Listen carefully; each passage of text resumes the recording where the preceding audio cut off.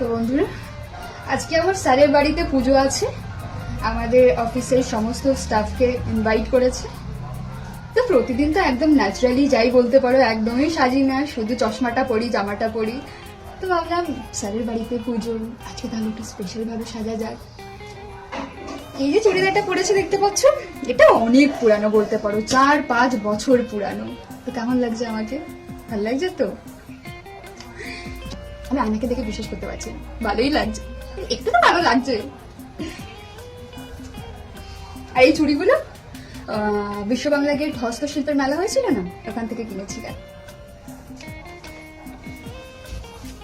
কেমন লাগছে আমাকে? একটু বেশি এক্সাইটেড অবশ্যই, বুঝতেই পারছো তোমরা।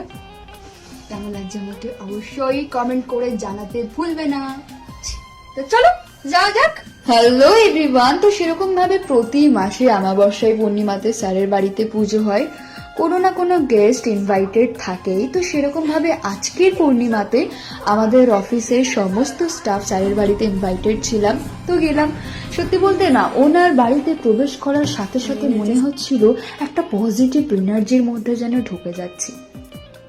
ওনার গোটা পরিবার মা লিঙ্গ ভৈরবীর অনেক বড় ভক্ত, পার্সোনালি ওনারা পুজো করে থাকেন।